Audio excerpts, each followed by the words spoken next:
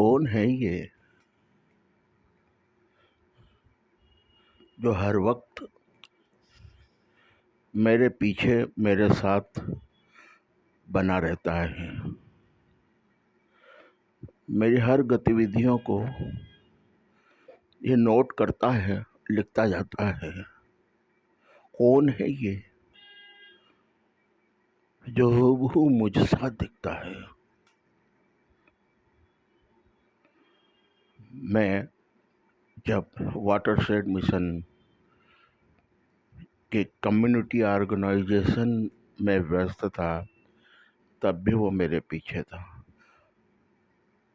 हाँ, याद आया, ये तो वर्षों पहले से मेरे पीछे पड़ा है। हाँ, रतलाम में संवेदना का गठन करते वक्त भी साथ था। फिर जनवादी लेखक संघ के गठन के वक्त भी साथ था। जलेस के कार्यक्रमों में मेरे साथ रहा। वो कर्मचारी आंदोलन के बीच में जब मैंने गीत गाया था सत्ता की कुर्सी पर, तब भी तो ये पास था और कुछ नोट करता जा रहा था। नया निर्भीक था, ये भला क्या कर लेगा। जब रतलाम से ट्रांसफ़र हो गया विदिशा और जनवादी लेखक संघ के अध्यक्ष विजय बहादुर सिंह के साथ मैं जुड़ा, तब भी वो मेरे पीछे पीछे साथ आया था। सलभ श्री राम सिंह जी से जब भेंट हुई, तब भी वो मेरे साथ था।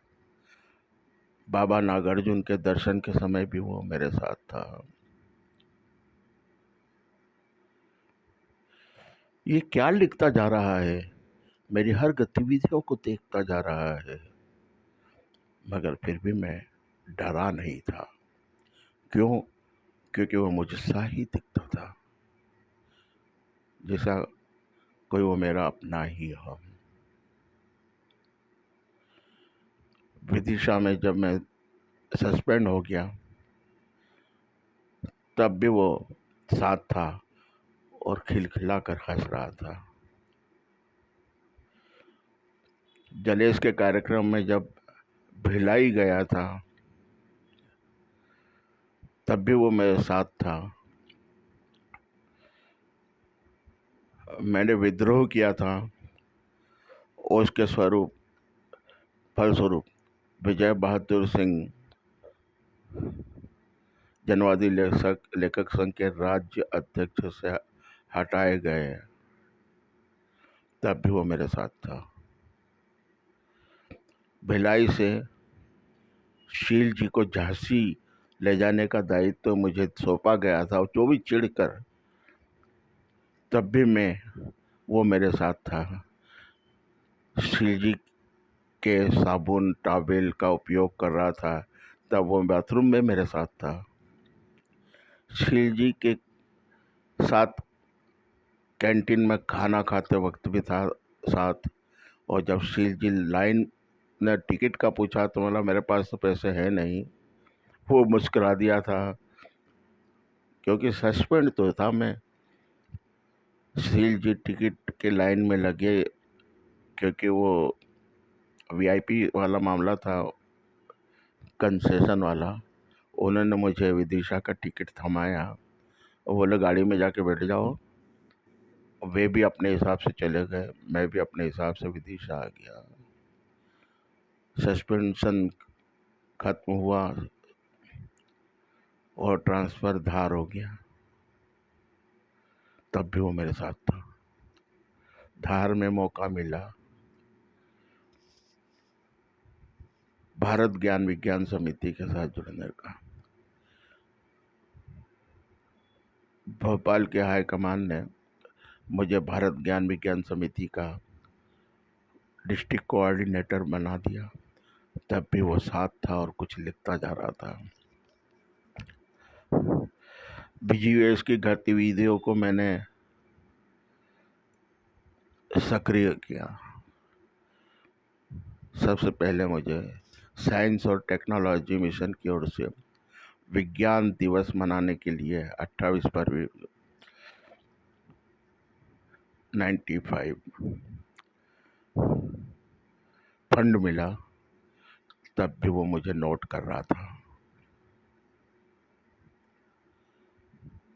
बाद इसके जब पंच सरपंच सम्मेलन में यूनिसेफ की ओर से न बीजीवीएस के माध्यम से यूनिसेफ द्वारा प्रायोजित प्रशिक्षण शिविर में भी मुझे राव में प्रशिक्षण दिया गया था। मैडम अनीता दास हमारी टीचर हुआ करती थी और दोस्त भी बनी बाद में। और हम लोगों ने पंचायत राज के ऊपर एक नाटक भी प्ले किया था। वे अनपढ़ महिला पंच के रूप में प्ले किया था और मैं डहरा सामा पंचायत सचिव का रोल किया था। तब भी वो मेरे साथ था। वहाँ से आने के बाद यूनिसेफ का एक पत्र मिला मुझे।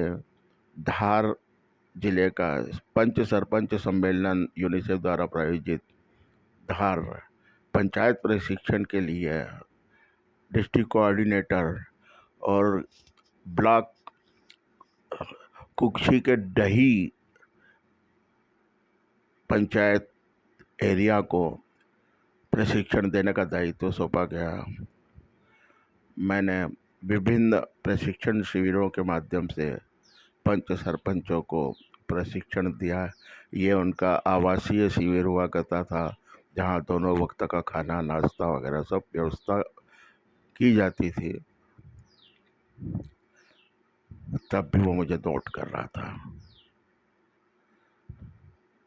जब राजीव गांधी वाटरशेड मिशन के लिए के प्रशिक्षण के लिए मेरा बुलावा आया, तब भी वो मेरे साथ प्रशिक्षण ले रहा था। कौन है ये? इतना जो गहरी तरीके से चिपका हुआ था और मुझे नोट करता जा रहा था। क्या मेरी गतिविधियों का दस्तावेजीकरण कर रहा है? फिर भी मैं भयभीत नहीं हुआ। मैं जो कर रहा था अपनी मस्ती में कर रहा था। सरकारी नौकरी होने के बावजूद कर रहा था, क्योंकि ये मेरा शौक था। मैं एक्टिविस्ट कहलाना नहीं चाहता था, मैं समाज सेवी कहलाना नहीं चाहता था। मुझे अच्छा लगता था, इसलिए मैं करता था। और इसी करते करते मैं धार जिले के साक्षरता अभियान कैलेंडर बनाने में भी, साल भर के कैलेंडर के लिए भी मुझे दायित्व सौंपा गया।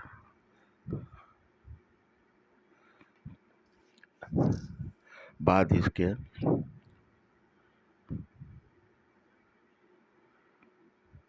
मैंने अनेकों गतिविधियों को करता हुआ भी अपने पीएचडी के कार्य को करता रहा था। तब मेरे कलेक्टर ने मुझसे कहा था कि रंगशाही जी, अब हम आपको साक्षरता अभियान के लिए आईपीओ नियुक्त करते हैं। तो मैंने कहा नहीं साहब, बिल्कुल नहीं हो सकता। बोले क्यों नहीं हो सकता? मुझे मालूम है तुम पीएचडी में क्लर्क हो। हाँ, चार्ज है हेड क्लर्क का।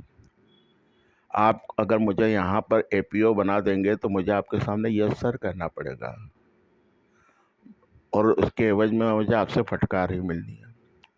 लेकिन जब एक एनजीओ बीजीवीएस की तरफ से मैं आपके सामने उपस्थित होऊंगा, तो मैं आपकी टेबल ठोक करके पूछ सकूंगा कि मिस्टर कलेक्टर बताइए, ये जो साक्षरता अभियान के लिए फंड आया है वो आपने कहीं और क्यों खर्च किया?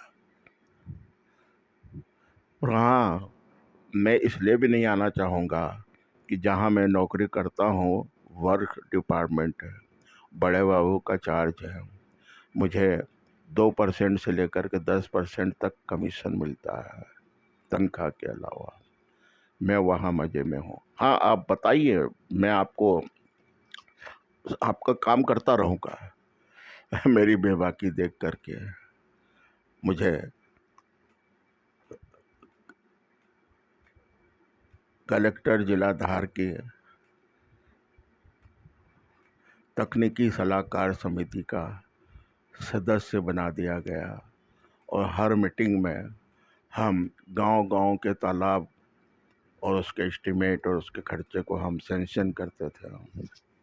बाद में एक दायित्व और सौंप दिया कि नौकरी के बाद सरकारी जीप और एक कर्मचारी साथ में आ जाता था ऑफिस में ही, और रात को हम उन तालाबों का निरीक्षण और वास्तविक स्थिति जानकर रिपोर्ट तैयार करते थे।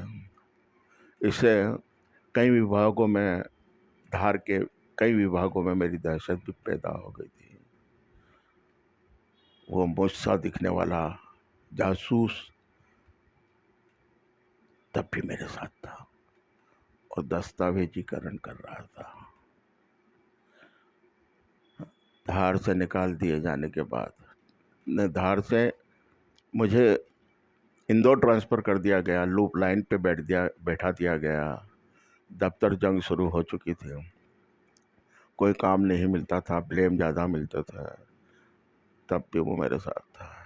दिन भर अपने टेबल पे अपनी कुर्सी पे बैठा रहता और किताबें पढ़ा करता। कुछ मर्जी हो तो लिखता। तब भी वो मेरी टेबल पे बैठा रहता था। जब इंदौर से ट्रांसफ़र नीमच हुआ,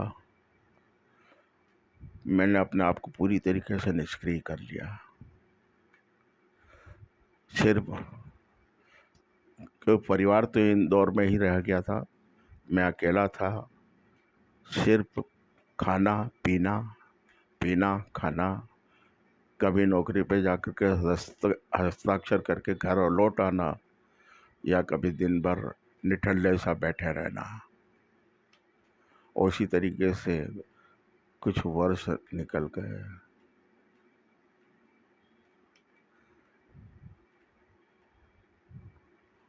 और मैं वहाँ से सेवानिवृत्त हो गया।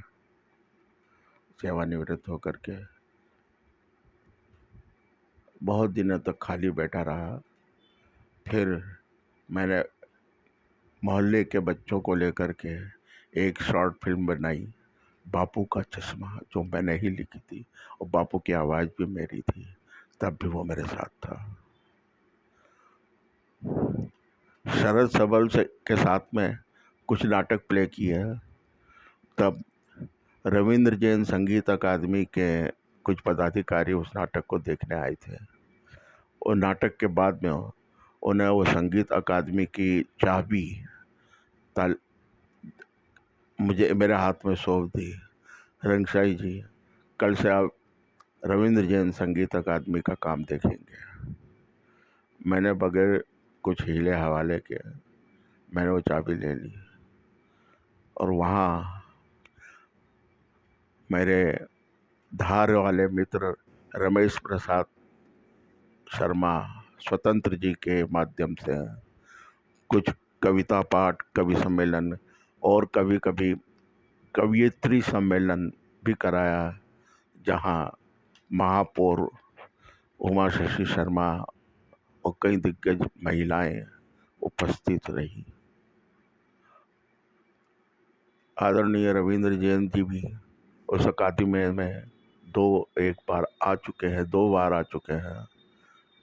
न जाने कैसे, जबकि नजर ना आता था, दरवाजे पर ही अरे रंगशाई तू भी है, और मेरे को पाँव में भींच लेते थे।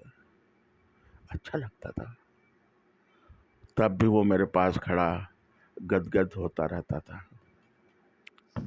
उन रविंद्र जैन की मृत्यु के बाद मैंने अकादमी छोड़ दी और भवानी कौल मैडम के साथ में ऑर्बिट मॉल 5th फ्लोर पर रंगधारा के नाम से ड्रामा स्कूल शुरू किया, जहाँ हमने कुछ नाटक तैयार किए। उसमें अहम था घर वापसी, जो रविंद्र नाट्यगृह इंदौर में मंचित किया गया था। इसके बाद पारिवारिक कारणों से भुसावल चला गया, कई सालों तक रहा। यहाँ सब छिन्न भिन्न हो चुका था, सब अपने अपने काम में निकल चुके थे। मेरा जब इंदौर आया, किसी से मुलाकात न हो सकी। तब भी वो मेरे साथ था। आज टेरिस के ऊपर एक कमरा, जो शायद 10 बाय 8 का है, मैं अकेला बैठा रहता हूँ, तब भी वो मेरे जैसा दिखने वाला आदमी मेरे पास था। एक दिन मैंने उत्सुकतावश देखा कि ये सब क्या है, क्या लिखता रहता है। मैंने उसकी डायरी खोल करके देखी, लगभग पूरी भर चुकी थी। मेरे को अचरज हुआ, मैं आश्चर्य से भर गया। लगभग 50 साल पहले लिखी हुए कविताएं और गीत उसने नोट की थी।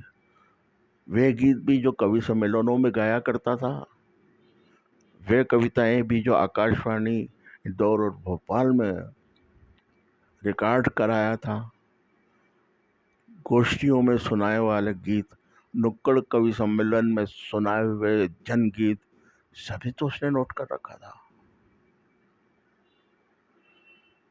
मैं अचानक उसका आभारी हो गया। मैंने अपने गीत, अपनी कविताएं कभी भी डायरी पे नोट नहीं की। मुझे जब भी सुनाना होता, दिल से वो कविताएं निकल आती थी। मैंने कभी पढ़ करके नहीं सुनाया कोई भी गीत या कोई भी कविता, लेकिन आज जब उसके लिखे हुए को देखा तो मैं खुशी से आंसू निकल गए। मैं उसका आभार प्रकट करना चाह रहा था, लेकिन वो मुझसे साथ दिखने वाला वो आदमी, जो साये की तरह कई कई वर्षों से मेरे पीछे पड़ा था, वो न जाने कहाँ ओझल हो गया। मुझे लगा, हाँ, अब इस 76 वर्ष की उम्र में मेरे भी लौट जाने का समय आ गया। मेरे धुआं बनने के पहले ही वो मुझे छोड़कर चला गया। यही एक दस्तावेजीकरण छोड़ गया।